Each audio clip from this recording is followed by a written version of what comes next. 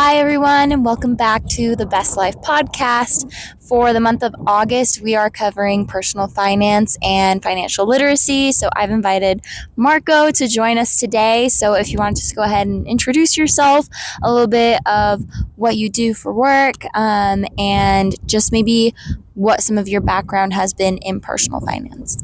Sure. Yeah, hi guys, I'm Marko. It's a pleasure to be on here. I'm a ticket trader. I've been doing that for a little over a year now. And as far as my background in finance, it's about 23 years of life. Just kind of trying to work with what I got. And I think today's a great day to talk about it.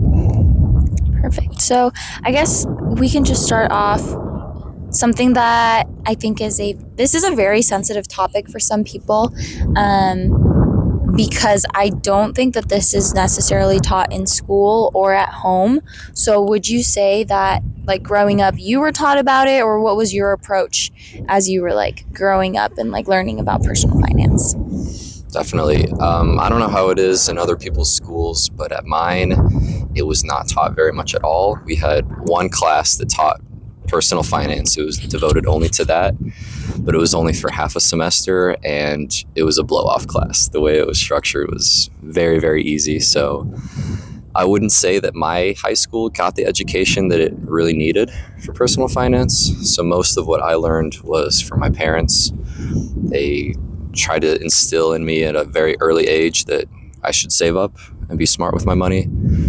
And they would check up on me, see how I'm doing with it, taught me about credit cards. But yeah, a lot of it was not learned in school, I'll tell you that. I think my experience might have been even less than yours, because I don't remember us ever learning about personal finance in school at all. Maybe the most I could say is like math, when they're teaching you about the people that buy 100 watermelons and how much it would cost. But my parents definitely were on the unlucky side of the 2008 crisis. I remember we lost our house and then we started to rent. So I don't think that I necessarily learned too much. Like, I never got allowance. My parents never really taught me about budgeting. So I definitely had to, like, kind of go out of my way to learn. And I think it's been through stuff like this, through like podcasts, books, like asking other people, YouTube videos. But when would you say, like, was there like any fear associated with the learning of personal finance, or when you started to get your own money or started to have bills? How, if there was any fear, how did you overcome it? I would say there was fear, and to that there's always going to be fear. I don't think anybody is ever truly not concerned about their own personal finance at all. But I would say it really started when I was in high school and I had been working over the summers, so saving a little bit there and trying to figure out how much to be spending during the year and what is a good thing to spend it on. So going out with friends, try to keep it in moderation versus, I don't know, going on trips, what that's going to look like. There's a million things you can spend your money on, and it's never going to come easily to you. And there's always going to be people in your life that will try to get you to spend more, try to get you to spend less. So yeah, I would say probably 5-6 years ago is when I really started to care. And it just makes it easier to manage it once you're aware of what's going on. Yeah, I think there was definitely fear associated with mine too, because I saw my parents lose the house, and our lifestyle definitely changed during the 2008 crisis. But I had my first job at 15, so that was like crazy. Like, 15-year-old, I was getting paid more than minimum wage. I think minimum wage at the time was like $7-8, and I was getting paid $11 as a lifeguard, which was really nice. And so to me, I was like, oh my gosh, I have all this money, like, what do I spend it on? I think I started spending it on just like school stuff, mainly new uniforms, because we had uniforms, and sports and cleats. And I honestly would treat myself to lunch every day at work because I could afford it. And so it was just really weird. I didn't have a car at the time, so I wasn't spending it on gas or anything. But as I guess the stages of my life have changed, I would say my approach to personal finance has also changed. Sure.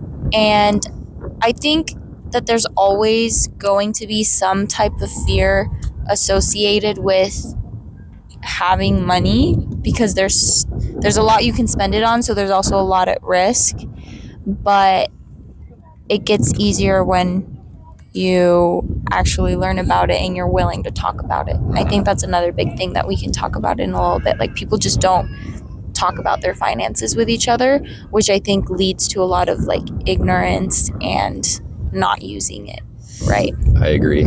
And I think a big part of that is in our culture, parents don't really talk to their children about how their financial situation is going. For better or for worse, I guess they don't want to worry their kid about it if it's not necessary. But I think it can also be beneficial for parents to be more open with their kids. Like, I felt like I was always in the dark about what was going on, and I was genuinely curious. I didn't want to feel like I was too much of a financial burden for them. I wanted to help out if at all possible. And so when my dad, he was a longtime microscope salesman working for this company that closed down about 10, 15 years ago, and he had to make the decision to either switch to the competitor or start his own business. And he started his own against my mom's, very assertive pushes to get him to not do that. But stuff like that, I think, is very useful for a young person to know.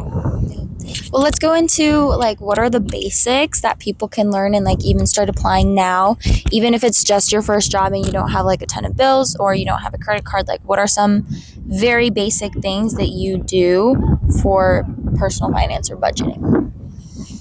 Keeping a rough budget is the number one important thing. When a lot of people think personal finance, they get kind of worried and intimidated that they have to know exactly what they're spending on, categorize everything to the cents, but I really don't think that's necessary. What I did a few months ago was actually go through and track every single purchase, but just for 1 month, so not to overwhelm myself. And I compared that to the general budget I had in my head to see if it aligned. And it did for the most part. So what's important there is to just have a broad idea of what you're spending on and make sure you're not going too heavy in one category. I like that. I like that you said not to overwhelm yourself, because it can be very overwhelming and like changing habits. You can't do these things overnight. So I tried tracking every single purchase, but I tried to do it for too many months, and then that did cause burnout at one point. So that might be something I have to try. Me personally, something I started implementing as soon as I heard about it was the pay yourself first rule. And that just means that after I get paid, 20% of every single paycheck goes into my savings. And I only use my savings for very specific things, whether that's like an emergency, paying for car bills, or medical bills. That's the only reason why I touch my savings. But using that 20% from every single paycheck, like I pretend it doesn't even exist for me to spend. And that's the only way that I've really been able to add and grow my savings over the years. And I like the idea that it's like you're paying yourself for a rainy day. You're putting it in the back burner and you're not touching it unless you absolutely have to. So that's another thing that I do. I know we talked about automating bills. So I guess this goes more into like if you have bills and if you have a credit card or a debit card, but why do you think it's important, or how has it benefited you to automate your bills? Well, number one thing for me, automating it allows me to just kind of set it aside and forget about it. As long as I know that I'm not going over my credit limit, and that goes back to having a rough mental budget in mind. As long as I know I'm not going over, I won't get hit with any overdraft fees by not paying it. So yeah, just having automation helps a lot, and you don't want to forget about it and then just get fees built up again and again, because I've made that mistake before. When I first got my credit card, it wasn't pretty, hurt my score a little bit, but we learn from it. Yeah. I think something that people don't talk about or don't realize because they don't read the fine print is that if you automate some of your bills, for example, my phone bill when I was with T-Mobile, and I think AT&T does this too, but if you automate your payments, they'll actually give you like $10 off of your bill, which is really nice. So just like making sure that you're looking into your bills because it might actually benefit you and save you money in the long run as well. I don't know if any of your bills do that for you too. I guess I haven't read the fine print. It's not too late. Another thing that we noted on just like personal finance is noting how the little things add up.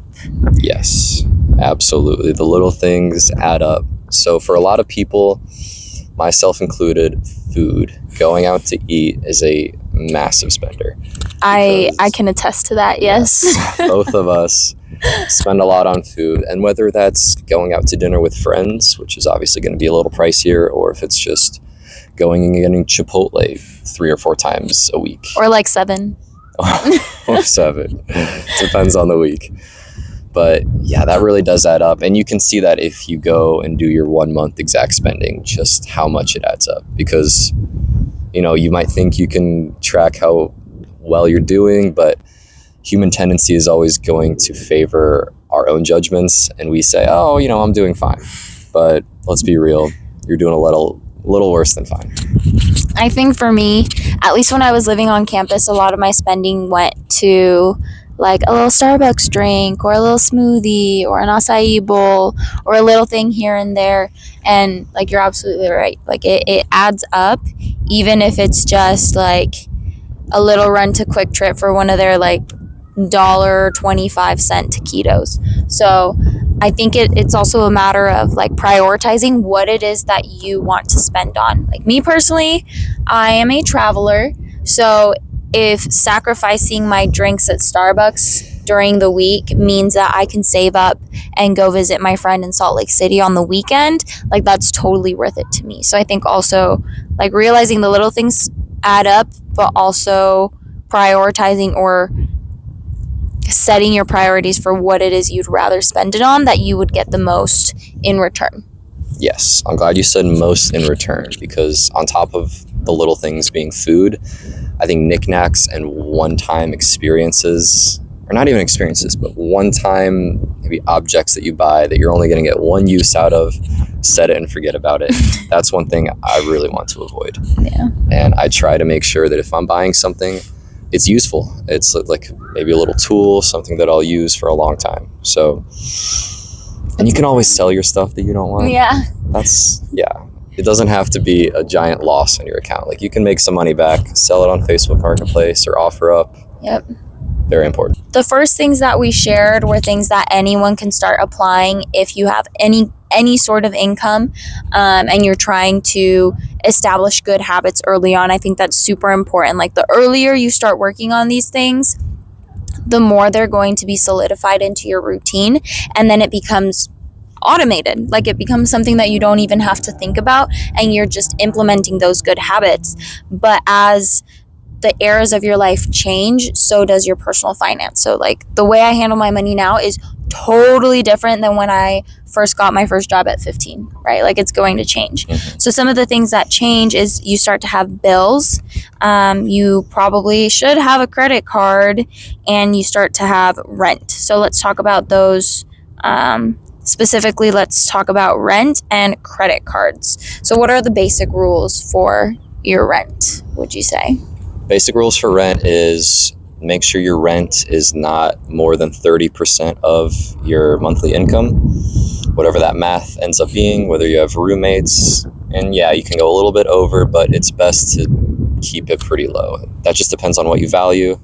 Are you out of your house a lot? If so, then you don't need a super nice place. If you're a homebody, then you probably prefer something that'll suit your needs a little better. But yeah, 30% is the baseline. I think it's also important to note you should shop around. Like definitely don't just settle for the first place that comes up. And if you're trying to save money, like roommates is the best way to go. Whether you're living with 4 other guys or 2 other girls, like it definitely helps you save rent. And especially in Arizona, because AC and utilities are so expensive during the summer, that is something that you have to kind of be more aware of.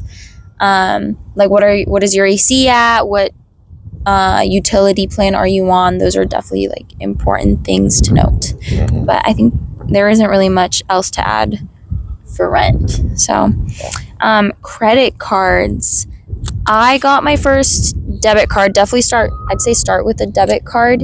And I got mine when I was 15 because my high school was taking us on a trip to Italy and Greece. So I kind of just needed a way to have money without having so much cash on me. So that's when I got my first debit card, and then I got my first credit card, I believe, right before I started college when I was about 18 or 19. When did you get yours? I got mine, I think I actually got it right when I started college. Your debit or credit? My debit card. Okay. Or I had an account before, but then when I started onboarding at ASU, they offered a joint account with your student account. They're good salesmen over there. Yeah, they got me.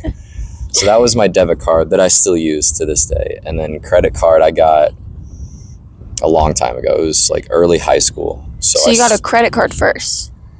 I had my first debit card, which was early high school. Okay. And then credit card about a few months after. And then my current debit card a few years after that. Okay. Well, then I guess just for like maybe people who don't know the difference, what would you describe the difference between a debit card and a credit card? A debit card is linked directly to your bank. So whatever you spend on it, you're doing it in real time. You're pulling from your account, and if you're depositing, it's going right into the account. Credit card is, think of it as borrowing. So you have, let's say, a $3,000 credit to your name. That means you don't have to pay that back right away. You can spend it and just make sure you pay it back, usually at the end of the month, and then you're all good. So it's essentially borrowing money from the bank for you to use, and then you're paying the bank back. Correct. So how does a credit card, like what's the correlation between a credit card and your credit score? Credit card versus credit score is very important. You get your credit score based on a number of factors. It includes how many missed payments you ever had. If you have 0, then it's going to boost your score. It includes how often you use your credit card. So high credit utilization is great. We want that. But then again, not too much. If you have 5, 6, 7 credit cards in your name, the companies are going to look at you as a high risk lender. The biggest thing is how much of your allotted credit are you using? And we mentioned 30% with rent. It's actually the same with credit cards. You should not use more than 30% of however much the companies give you. So if, like my credit card right now, I have a $13,500 monthly credit limit. As long as I'm not spending more than 30% of that, it won't negatively impact my score. So I think it's very important to have a credit card because you need your credit score for a lot of things, and that includes like buying a car, a house. Like if you are getting really expensive furniture, like they look at your credit scores for a lot of things, and they'll even do it even if you're just looking to rent an apartment. Like when you submitted your application, they asked for a soft credit check, and so it really does impact you. There are some ways, we won't dive into this today, but there are some ways that your parents, if they've got a good credit score, can help you by you borrow their credit score to start building your own. And we can like offer more resources for that in our newsletter coming up, but essentially just your credit score is very important. Get a credit card, but just use it wisely and be sure to pay back what you borrow from the bank. Yes. Anything to add for that? Yeah, like you said, credit score is very important. It might not seem important right now because at our age, we don't have too many massive purchases like a car or a home. But when that time comes, you're going to be glad to have a high credit score. Yeah. Because that will mean that the rate that the banks are charging you to borrow money will be much lower. So a high credit score means you have to pay back less money eventually. Yeah. Which saves money in the long run. I took a personal finance class my last semester at ASU, and I don't think I realized how, like, if you learn the formulas and the process, like, it's not super complicated, but, like, at first glance, I didn't realize just how many formulas are used into calculating, like, how much you pay back on your mortgage or on your house, and how much, like, if you, to put it simply, if you borrow a certain amount of money and pay it back over a longer amount of time, you're paying them more in interest. So there was just so much that I realized we don't get taught that we should be taught. So if you ever have the opportunity to take a personal finance class in college, I'd say jump on it. It really isn't something that would go to waste. This is something that I know absolutely nothing about, but if you could give 5 tips to someone who wants to learn about investing, like from scratch, ground zero, what would you say?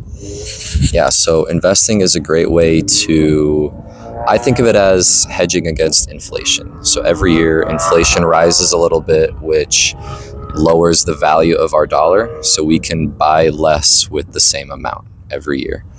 I think that's been really obvious in the last few years because gas has gone from, what was it, like $2.50, then it jumped to $4.75, and then it jumped back down to right now we're at like what, $3.70, $3.80. So that's a perfect example today.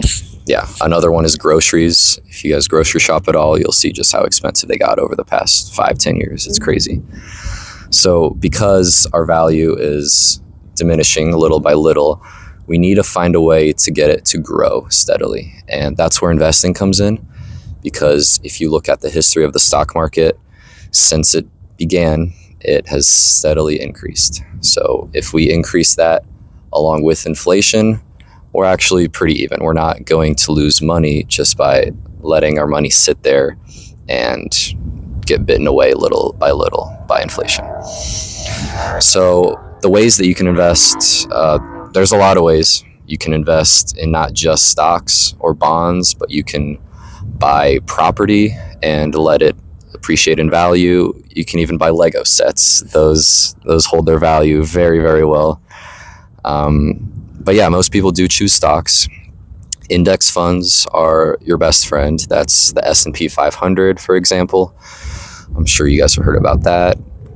So just being able to buy into that, and that can be with every single paycheck you get, devote maybe $50, $100 to investing in that, and just slowly watch your money grow.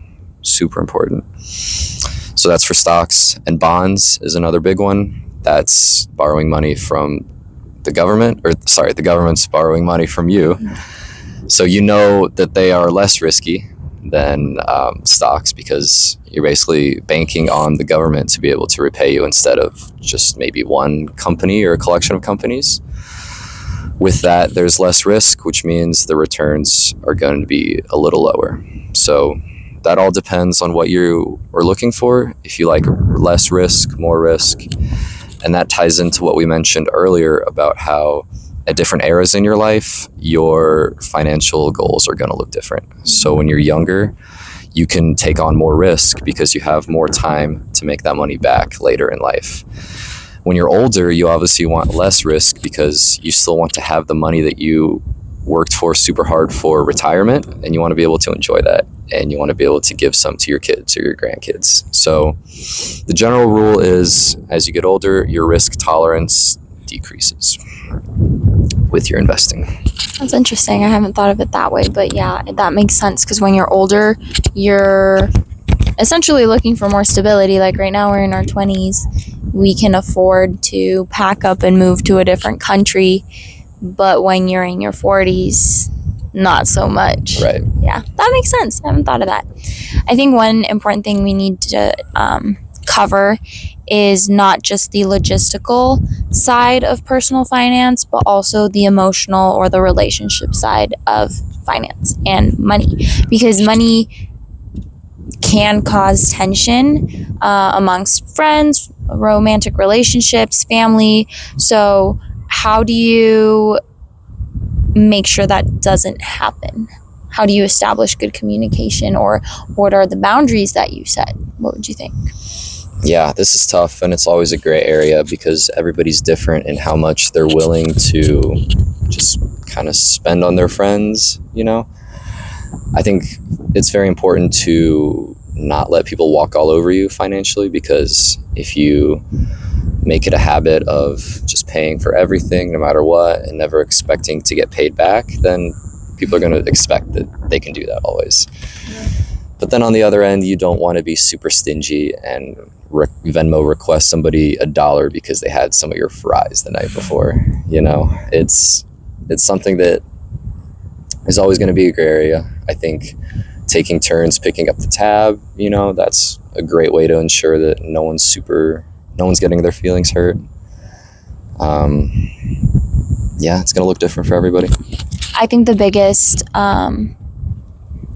piece of advice, or the best way to address this, would just be to have good communication within your relationships. And I know that talking about money can be uncomfortable because nobody really talks about how much they make at work. Nobody talks about how much their rent is or how much they're spending on groceries, but it's something that needs to be done, especially if you have roommates. I have a friend who is moving in with her sister and 2 other people, and into a 4-bedroom house, and each bedroom is a different size. Each bedroom has like different size closets. Some of them have a private bathroom, some of them don't. So they did have to have that awkward conversation of how much is each person paying for rent, and really trying to be objective about it is like separating your emotions a little bit from this scenario is really important, because the person with the master bedroom who has 2 closets and a private bathroom should objectively be paying a little bit more than the rest of the people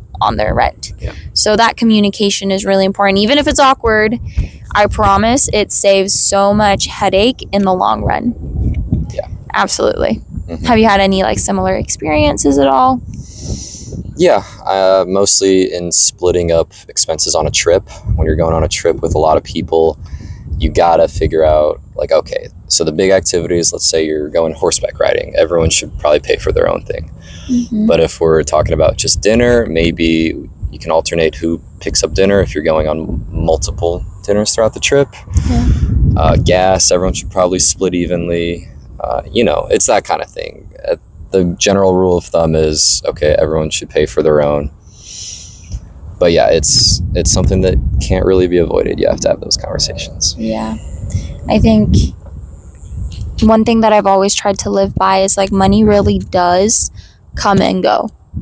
It is essentially a piece of paper, and it can get me things, but it can also it's one of those things that can be used for good or for evil. That's going to cause tension or it can cause joy. And if I become so emotionally attached to my money, I'm essentially creating a divide between what could be good relationships, good memories, and good experiences. Mm-hmm. So I always try to prioritize the people around me and the experiences over the money. I think that's really important. That doesn't mean I don't ask for the $100 back that someone owed me, but that means that if someone bought me dinner, I'm going to try to get them dinner back, and I'm not going to try to calculate it down to the cent, you said earlier. So yes. I think that's really important. But we're going to come to a close soon. So do you have any final words of wisdom and any resource, whether that's a book or a podcast, that you would recommend our listeners? Yeah, a great book on the matter is Rich Dad, Poor Dad by Robert Kiyosaki. He really talks about how it's important to let your money work for you instead of the other way around. And that kind of goes back to the investing that we talked about earlier. So if that's an avenue that you want to explore more, I highly recommend that book. I have 2, and one of them is The Richest Man in Babylon. I'm pretty sure I read it such a long time ago that I don't remember the exact plot of it, but I do remember that that's where I learned to pay myself first. And so for a book to have such impact that I immediately implemented what it taught me and have continued to do so. It's definitely a book I would recommend. And the second one is a book that we actually read together. It's called The Alchemist. And while this book doesn't directly teach you about personal finance, the way that we've been talking about it today, it definitely teaches you just about the priorities in your life, and that money does come and go. And it's something that you need to weigh when making decisions as well. Yeah. Yep. Any last words of advice? I say be smart with your money, y'all.